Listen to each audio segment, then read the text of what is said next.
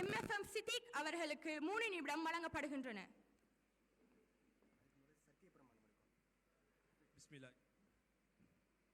பிஸ்மில்லாஹிர்ரஹ்மானிர்ரஹீம்.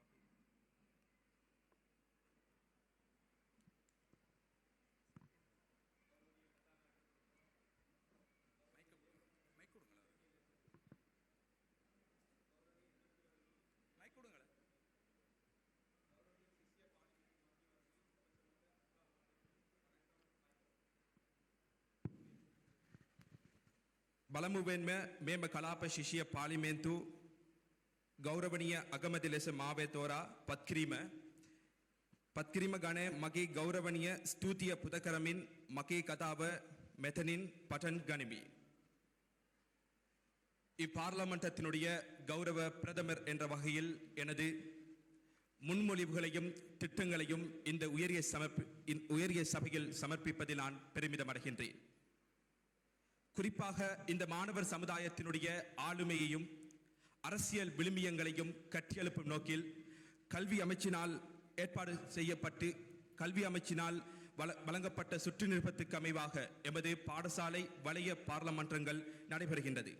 அதன் அடிப்படையில் எமது சவால்களையும் பிரச்சனைகளையும் தீர்க்கின்ற மிக சிறந்த களமாக இந்த பாராளுமன்றத்தை கௌரவ உறுப்பினர்களாகிய நாம் பயன்படுத்த வேண்டும்.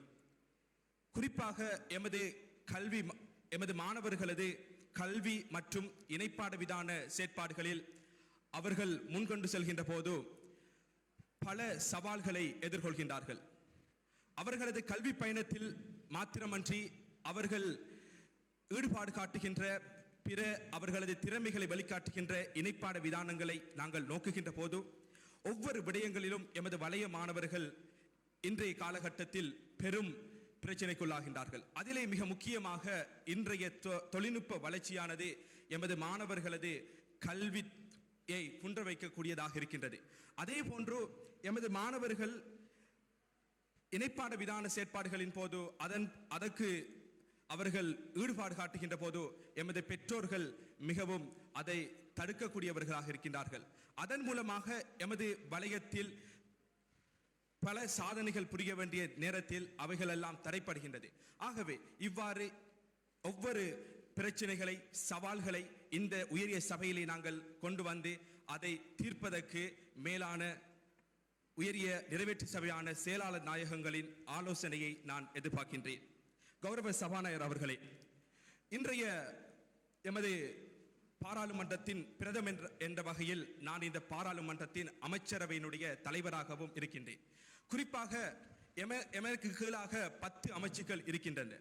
இந்த அமைச்சுக்களினூடாக அதாவது எமது வலய மாணவர்களின் சுகாதாரம், கல்வி, மாணவர் நடத்தை, பண்பாடு, சமயம், விழுமியம், சுற்றாடல் என பல்வேறு இந்த அமைச்சுக்களை பயன்படுத்தி ஒவ்வொரு துறை சார்பாக ஏற்படுகின்ற பிரச்சனைகளை எமது மாணவ பாராளுமன்ற அமைச்சரவை கூடாகவும் உங்களுடைய மேலான எமது வலயம் பாராளுமன்ற செயலாளர் நாயகங்களின் ஆலோசனையின் பேரிலும் அவற்றை ஆராய்ந்து தீர்ப்பதற்கு நான் அந்த பொறுப்பினை நான் தலைமையேற்று நடத்துவேன் என இவ்விடத்தில் முன்மொழிகின்றேன்.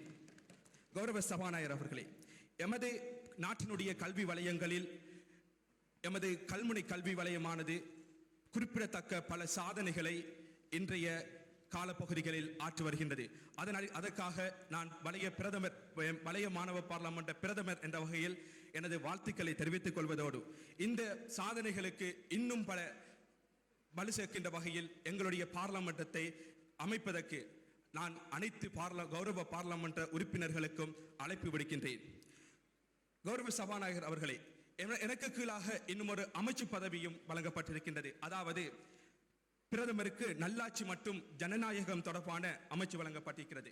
இந்த வலய மாணவ பாராளுமன்றமாக இருக்கலாம், பாடசாலை மாணவ பாராளுமன்றமாக இருக்கலாம், இவற்றை ஸ்தாபிப்பதற்கு மிக பிரதான காரணம் எமது மாணவர்கள் மத்தியில் சிறந்ததொரு ஜனநாயக சூழல் ஒன்றை ஏற்படுத்த வேண்டும். இந்த உலகிலே பெரும்பான்மையான வாரியாக ஏற்றுக்கொள்ளப்பட்டு நடைமுறைப்படுத்தப்படுகின்ற இந்த ஜனநாயக ஆட்சி முறையினை எமது நாட்டில் வளர்ந்து வருகின்ற நம்மை போன்ற இளம் சமுதாயத்திலே வளர்த்து மிக சிறந்ததொரு நாட்டினை எதிர்காலத்தில் வடிவமைக்க வேண்டும் என்ற நோக்கோடு எமது அரசாங்கம் எமக்காக வழங்கியிருக்கின்ற இந்த பாரிய பொறுப்பினை மிக சிறப்பாக செய்து முடிக்க வேண்டிய கட்டாய பொறுப்பிலே நாங்கள் இருந்து கொண்டிருக்கிறோம். கௌரவ சபாநாயகர் அவர்களே, எனக்கு வழங்கப்பட்ட ஜனநாயக அமைச்சினூடாக எமது மாவட்ட தேர்தல் அலுவலர்களை கொண்டு ஒவ்வொரு பாடசாலைகளிலும் இந்த ஜனநாயகம் தொடர்பிலான ஆலோசனை வழிகாட்டல் செயலமர்வுகளை நான் எதிர்காலத்தில் இந்த மாணவ பாராளுமன்ற ஒவ்வொரு பாடசாலைகளுடைய பிரதிநிதிகளை கொண்டு நடத்துவதற்கு திட்டமிட்டிருக்கின்றேன். அது மாத்திரமின்றி எதிர்காலத்தில் இவ்வாறான ஜனநாயக வாக்களித்தல், வாக்குரிமை, அதே போன்று ஒவ்வொரு ஜனநாயக குணாதிசயங்கள் அனைத்தையும் ஒவ்வொரு பாடசாலைகளிலும் ஏற்படுத்தி சிறந்ததொரு ஒவ்வொரு பாடசாலையும் சிறந்தொரு ஜனநாயக சூழலாக மாற்றி இந்த வலயத்தினை சிறந்ததொரு ஜனநாயக சூழல் மிக்க இந்த நாட்டினுடைய முதலாவது வலயமாக மாற்றுவதற்கு நான் நிச்சயம் உறுதி பூணுகின்றேன் என்ற செய்தியினையும் இவ்விடத்திலே முன்மொழிகின்றேன். அதே போன்று கௌரவ சபாநாயகர் அவர்களே, இறுதியாக ஒரு மிக பொதுவான விடயம். இன்றைய காலகட்டத்தில் மிக பிரதானமாக எமது பாடசாலைகளுடைய வளர்ச்சிகளில் சில விடயங்கள் எமக்கு பிரச்சனையாக. உங்களுக்கு வழங்கப்பட்ட நேரம் முடிவிற்கு வந்துவிட்டது. ஆம், நான் என்னுடைய அமைச்சுக்கான 3 நிமிடங்களையும் எடுத்துக்கொள்கின்றேன். அதாவது குறிப்பாக எமது மாணவர்கள் பலதரப்பட்ட சவால்களை எதிர்கொள்கின்றார்கள். நான் குறிப்பிட்ட விடயம் என்னவென்றால், மாணவர்கள் பலர் பாடசாலையை விட்டு இடைவிலகுகின்றனர். அதே போன்று அதிக போன் கேம்ஸ்க்கு அடிமையாகின்றார்கள். அதே போன்று மிக பிரதானமாக பரவி வருகின்றது எமது வலயம் கரையோர பிரதேசத்தை அண்டி இருப்பதனால் மிகவும் பரவலாக போதைப்பொருள் பாவனையும் அதிகரித்த வண்ணம் இருக்கின்றது. இவை மிக பிரதானமாக நாங்கள் கவனிக்க வேண்டிய மிக முக்கியமான விடயம். எமது பாடசாலையினுடைய வளர்ச்சிகளையும் எமது கல்வி வலயத்தினுடைய வளர்ச்சியையும் தடை செய்கின்ற இந்த தீய காரணிகளை நாங்கள் கண்டு அவற்றை எமது ஒவ்வொரு பாடசாலையிலும் ஒழிப்பதற்காக நாங்கள் அதற்குரிய திட்டங்களை வழிவகுக்க வேண்டும் என்பதை இந்த உயரிய சபைக்கு நான் அனைத்து பாராளுமன்ற உறுப்பினர்களிடம் வேண்டி அதனை முறியடிப்பதற்கான நடவடிக்கைகளை மேற்கொள்வேன் என இவ்விடத்திலே நான் பிரகடனப்படுத்தி அந்த விடயத்தினை, அதே போன்று அந்த விடயங்களுக்காக பல்வேறு நிகழ்ச்சி திட்டங்களை நாங்கள் அறிமுகப்படுத்தலாம். குறிப்பாக மாணவர்களுக்கு பிரதானமாக அவர்களை ஒருமுகப்படுத்துகின்ற பல்வேறு நிகழ்ச்சி திட்டங்களை ஒவ்வொரு பாடசாலையிலும் ஆரம்பிக்க வேண்டும். அதாவது எமது பாடசாலை எமது கல்முனை ஜாயிரா கல்லூரியில் எமது கல்வியிலிருந்து அவர்கள் இடைவிலகுகின்ற மாணவர்களை மீண்டும் பாடசாலையில் இணைக்கின்ற சிறந்த நிகழ்ச்சி திட்டங்கள் எங்களுடைய அதிபர் அவர்களுடைய தலைமையின் கீழ் அமைக்கப்பட்டிருக்கின்ற எமது பாடசாலை சமூகத்தோடு இணைந்து எங்களுடைய பாடசாலையில் அமைக்கப்பட்டிருக்கின்ற பாராளுமன்றம் ஊடாக இந்த திட்டங்கள் நடைமுறைப்படுத்தப்படுகின்றது. அந்த திட்டங்களையும் உங்களுடைய பாடசாலையிலே நீங்கள் முன்கொண்டு வந்தால் போதையற்ற, அதே போன்று மாணவர்கள் உற்சாகமான மாணவர்களை உருவாக்கி எமது வலயத்தை இன்னும் பல்வேறு சாதனைகளுக்கு இட்டுச் செல்லலாம் என்ற நம்பிக்கை எனக்குண்டு.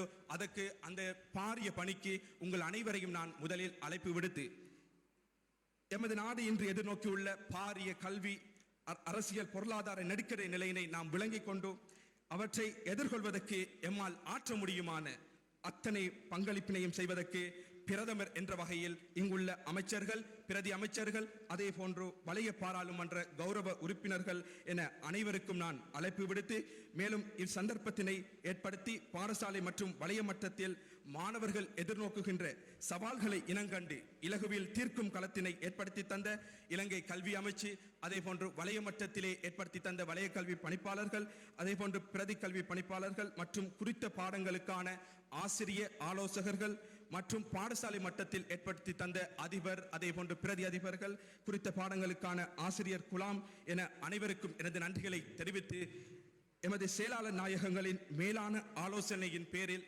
என்னாலான அனைத்து முன்மொழிவுகளையும் முன்கொண்டு செல்வதற்கு நான் ஆவலாக எதிர்பார்த்திருக்கின்றேன் என கூறி எனக்கு வழங்கப்பட்ட சந்தர்ப்பத்துக்கு நன்றி கூறி விடைபெறுகின்றேன். நன்றி. நன்றி கௌரவ பிரதமர் அவர்களே.